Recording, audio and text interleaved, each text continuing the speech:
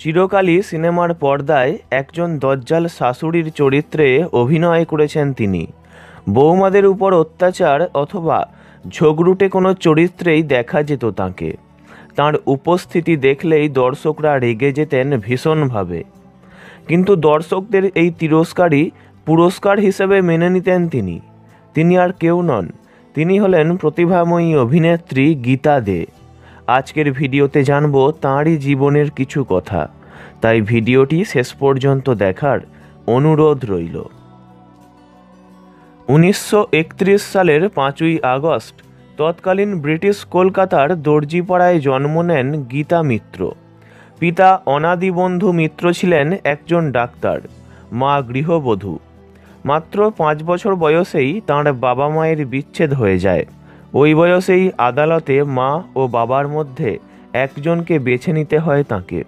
সেদিন মায়ের সঙ্গে থাকবেন বলেই তিনি স্থির করেছিলেন। ডাক্তার বাবাকে ছেড়ে মায়ের সঙ্গে থাকার কারণে ছোট থেকেই অভাব দেখে বড় হতে হয়েছিল তাঁকে। বেশি দূর লেখাপড়াও করতে পারেননি তিনি। সময়ের সাথে সাথে মা দ্বিতীয় বিবাহ করেন। সৎ বাবা কোনো দায়িত্ব না নিলেও তাঁর জোড়াজুড়িতেই গীতা অভিনয় জগতে পা দেন। 1937 সালে মাত্র 6 বছর বয়সে সংসার চালানোর জন্য থিয়েটারে নামেন তিনি। তৎকালীন বিখ্যাত গায়িকা রাধারানী দেবীর আনুকূল্যে গীতা জায়গা করে নেন প্রবোধ গুহর মঞ্চে। বেতন পেতেন মাত্র 5 টাকা। প্রথম কাজ করেন আহুতি নামক একটি ছবিতে। এরপর দম্পতি এবং নন্দিতা সিনেমায় অভিনয় করেছিলেন তিনি। সিনেমার পাশাপাশি থিয়েটারেও কাজ করতে থাকেন। মাত্র 14 বছর বয়সে 1945 সালে মাকে হারান তিনি। শুরু হয় জীবন সংগ্রাম। মা মারা যাওয়ার পর নাবালক ভাই বোনদের দায়িত্ব এসে পড়ে তাঁর কাঁধে। ভাই বোনদের প্রাণের থেকেও বেশি ভালোবাসতেন তিনি। এরপর মাত্র 15 বছর বয়সে কলকাতার তালতলা নিবাসী ব্যবসায়ী অসীম কুমার দের সঙ্গে তাঁর বিয়ে হয়ে যায়। বিত্তশালী পরিবারের বউ হয়ে যান গীতা দে। কিন্তু গীতার অভিনয় পেশাকে কিছুতেই মেনে নিতে পারেননি অসীম বাবু। শুরু হয়ে যায় অশান্তি। স্বামীর কথা মেনে অভিনয়ও ছেড়ে দেন তিনি, কিন্তু তাতেও শেষ রক্ষা হয়নি। একদিন তাকে ছেড়ে দেন তাঁর স্বামী। ভাই বোন ও নিজের 3 সন্তানকে নিয়ে রাস্তায় দাঁড়াতে হয় তাকে। ফের আরও একবার রোজগারের উপায় হিসাবে অভিনয়কেই বেছে নেন গীতা দেবী। বন্দনা দেবীর দৌলতে পরিচয় হয় কিংবদন্তি শিশির কুমার ভাদুড়ির সাথে। আরও একবার থিয়েটারে কাজ করার সুযোগ পেয়ে যান। তারপর থিয়েটার থেকে আবারও চলচ্চিত্র জগৎ।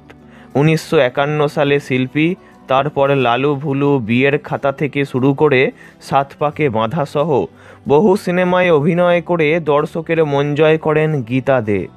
1956 সালে ঋত্বিক ঘটকের সঙ্গে আলাপ হয় তাঁর। কালী বন্দ্যোপাধ্যায় আলাপ করিয়ে দেন দুজনকে। এরপরই ঋত্বিক ঘটক পরিচালিত মেঘে ঢাকা তারা, কোমল গান্ধার, সুবর্ণ রেখা ছবিতে অভিনয় করেছিলেন তিনি। কাজ করেন সত্যজিৎ রায়ের সঙ্গেও। সত্যজিৎ রায় পরিচালিত 3 কন্যা, সমাপ্তি ছবিতে কাজ করেছিলেন তিনি। কাজ করেন তপন সিনহার ছবিতেও। হাটে বাজারে, যতুগৃহ, এখনই ইত্যাদি সেসব বিখ্যাত ছবি। অজয় করের 7 পাকে বাঁধা, নৌকাডুবি, মাল্যদান ছবিতেও কাজ করেছিলেন।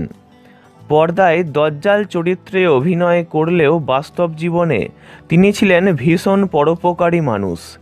যে চরিত্র পেয়েছেন সেটাকেই নিখুঁতভাবে তুলে ধরেছেন তিনি। বাংলা সিনেমায় গীতাদের অবদান কেউ ভুলতে পারবে না। বিদেশে থাকলে হয়তো অস্কার পেয়ে যেতেন তিনি। মুখ্য চরিত্রে হয়তো সেইভাবে কাজ করতে পারেননি, কিন্তু তাঁর অভিনয়ের দাপট ছিল প্রধান নায়িকাদের থেকেও অনেক বেশি। ব্যক্তিগত জীবনে কখনোই সুখ জোটেনি তাঁর কপালে। স্বামীর সঙ্গে আইনত বিচ্ছেদ না ঘটায় সারা জীবন স্বামীর পদবি বয়ে নিয়ে চলেছিলেন তিনি। শেষ জীবনে অর্থকষ্টে ভুগতে হয়েছিল তাঁকে। শুরু করতে হয়েছিল শাড়ির ব্যবসা। খুব একটা সুখকর ছিল না তাঁর শেষ জীবন। বহু যন্ত্রণা পেয়ে অবশেষে 17ই জানুয়ারি 2011 সালে প্রয়াণ ঘটে তাঁর। গীতা দে অভিনীত শেষ সিনেমা আজও দু চোখে তুমি। এই ভিডিও দ্বারা ওনাকে জানাই আন্তরিক শ্রদ্ধা। ভিডিওটি ভালো লাগলে লাইক করবেন, অন্য কারোর বিষয়ে জানতে কমেন্ট করবেন, আর এমনই সব ভিডিও পেতে চ্যানেলটি অবশ্যই সাবস্ক্রাইব করবেন। ধন্যবাদ।